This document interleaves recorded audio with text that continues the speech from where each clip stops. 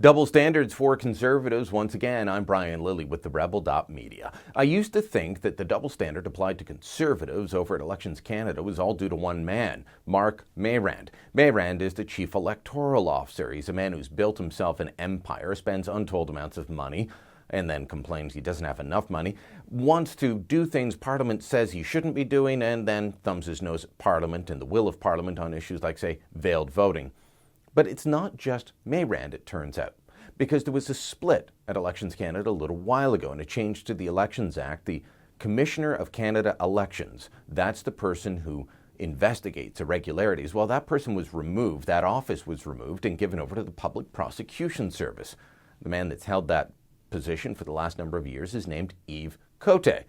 He's continuing the double standard that's been at play for far too long. Case in point, Liberal candidate in Mississauga, Sven Spengeman. Now, why is it a double standard? What's going on with him? Well, let me take you back a bit to a man named Dean Del Mastro. You might remember Del Mastro. He was a well-known conservative politician, an MP from Peterborough, Ontario, and the Prime Minister's parliamentary secretary. But he's been convicted of overspending in the 2008 election. Check out the CBC story here. The judge found that he failed to report a personal contribution of $21,000 to his campaign, that he knowingly submitted a falsified document. How does this apply to Sven Spengeman?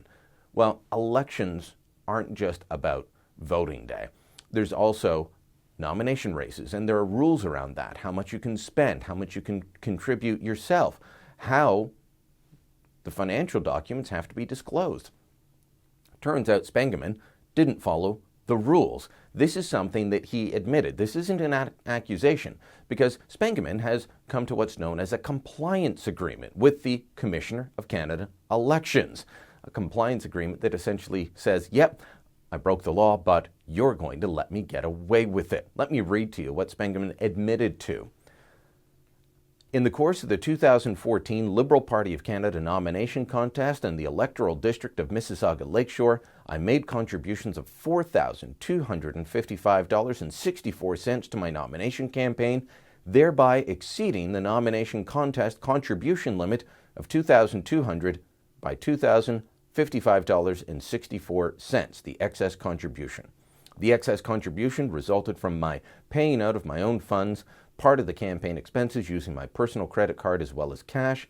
These acts could constitute an offence under the former paragraph 497.3 F13 of the Act, as they resulted in excess contributions being made to my campaign. These acts could also constitute an offence under former paragraph 497.3 of the Act, as I paid for nomination campaign expenses other than my own personal expenses. But he goes on to say, well, I did it, so you'll be nice to me, right? He's just got to raise the money and pay it to the Receiver General of Canada. He's not going to face charges. He broke the law, same as Del Mastro did, but once again, he gets in a compliance agreement. Look, you can plead guilty, or you can say, I didn't do anything wrong, and try and negotiate it out. Same thing happens in court. But in a real court, if you admit to doing a crime, chances are you are still going to get some kind of punishment. Not with Elections Canada, not with Yves Cote. No, as long as the progressives always admit that they do something wrong, they get away with it. Same thing has happened time and again. The NDP admitted that they took contributions they shouldn't have from unions. They didn't. Nothing happened to them. In terms of other examples of double standards, you remember the In-N-Out scandal, and that resulted in the Conservative Party's offices being raided over how ads that targeted multiple ridings and multiple campaigns and had them all paying for it, how that was accounted for. And was money transferred in and out? Was it a legal ad? Avaz Canada ran ads that targeted multiple ridings. The math doesn't add up. Complaints were lodged. Elections Canada and Yves Cote, back when he was with them, never investigated. We can look at the issue of Pat Martin. This one's been going around again lately, but it dates back to 2013. Pat Martin set up a legal defense fund so that he could defend himself against the defamation suit after he made comments about a private company. Now, that legal defense fund included contributions from unions that aren't allowed to contribute to election campaigns. So you're contributing to a politician Shouldn't that be illegal either way? No, it was waved aside.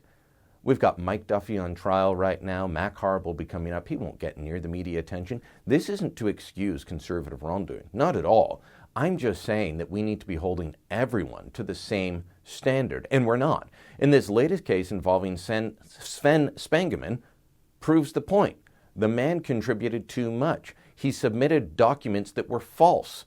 He should not be allowed to run. Instead, he signs a get-out-of-jail-free card with the Commissioner of Canada Elections. The Liberal Party stands by their man, and he will run in the current campaign. Does that smell right to you? Doesn't smell right to me, and I'm betting Dean Del Mastro sure wishes he had the same luck as the Liberals.